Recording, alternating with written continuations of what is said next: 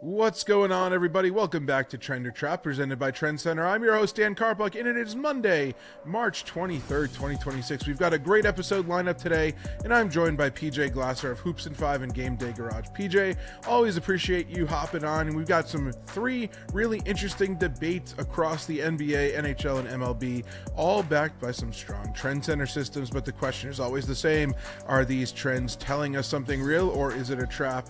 Let's get into it, and PJ will tell us whether it's a trend or trap for each of these. Debate number one, Thunder at 76ers. We'll start here in the NBA. The system says this: over the last 18 years, road favorites of 6.5 points or more after game 50 of the regular season are covering at a 57% clip over 1,100 games, plus 112 units, some solid ROI here. So this is a long-term profitable angle. Tonight, that applies to the Thunder, laying a big number, sitting around minus 13 on the road in Philly. So PJ, let's start here. Is this a trend worth backing with OKC laying the big number on the road, or is this a trap spot grabbing the points with the Sixers? No, Dan, I think this is a trend, man. I'm on OKC as well. This line's even continue to move up. I think it's at 15.5 at some spots. OKC's they're on a tear right now. We know how hot they were to start the season. Went on a little bit of a slide there in like January, February. They've started to pick it up again. They've won 14 of their last 15 games. No Maxey still for the Sixers, no Embiid. So, you know, sometimes these NBA games can get weird when you got a big spread and one team doesn't have their stars playing. But with OKC, that's really the one team you don't have to worry about any kind of let up. You know, they're just going to play their game. And SGA is on. He's been great. He had 40 the other night against the Wizards. So it's a big number. I'd still take it. No Maxey. I think that's going to be a big issue for Philly. So I think it's trend. I'll take OKC. Makes perfect sense to me. Let's go to the ice for debate number two. It's the Rangers-Senators total. The trend here is pretty eye-opening. Dating back to last season, the under has gone 36-19-1 in Rangers home games. That's over 65%, over 24% ROI. That's not noise, that's consistent. So tonight, the Rangers host the Senators. The total's sitting at 5.5. So do we keep riding the under here at MSG, or is this a spot where it flips and the over is actually the best bet?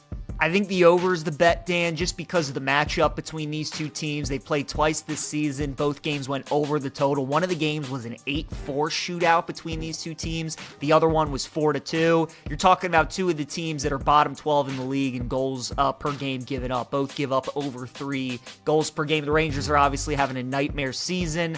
Ottawa hasn't maybe been as good as we thought they would be this year. Some shaky goaltending with both teams a little bit. So I think we get some goals in this game. I think 5.5 is just a little too low. I'll take the over. All right, and let's go to the diamond. The first time I'm saying those words this year. That's opening day week, I guess we can call it here. The Yankees and Giants are going to kick off the season on Wednesday, and I have a system that's pretty interesting here. So opening day favorites of minus 205 or shorter with a total of 8.5 or less that made the playoffs last year, facing a team that didn't make the playoffs.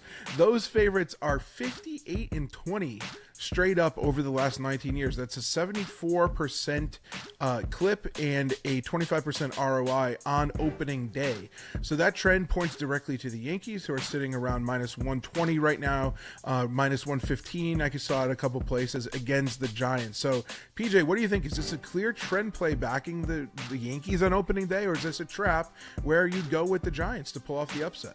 Now I'm taking the trend here with the Yanks. I'm going to back them in San Francisco on opening night. Great pitching matchup as we seemingly always get on opening day between two solid teams. Logan Webb going for the Giants, Max Fried for the Yankees. Webb's unbelievable at home in his career. He's pitched there 90 times. He has a 2.84 ERA. Max Fried in his career at Oracle Park also been very good, 3-1 with a 2.59 ERA. It's one of the best pitchers parks in baseball. So anytime you got two good pitchers, probably going to be a lower scoring game. I think that actually helps the Yankees because I think their bullpen is a touch better.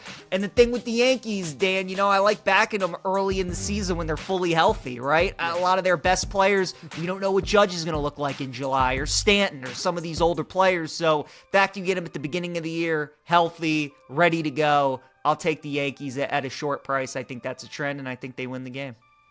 I love it. I love it. Well, that's going to do it for today's episode of Trend or Trap. 3 debates, 3 very different markets, spreads, totals, and money lines, all backed by strong systems. But as always, context is everything. Big thanks to PJ for joining the show once again. If you enjoyed this episode, be sure to subscribe, leave a rating, and check out the TrendsCenter app to find all these systems and more. We'll be back tomorrow with another slate to break down. Until then, good luck, and we will see you next time.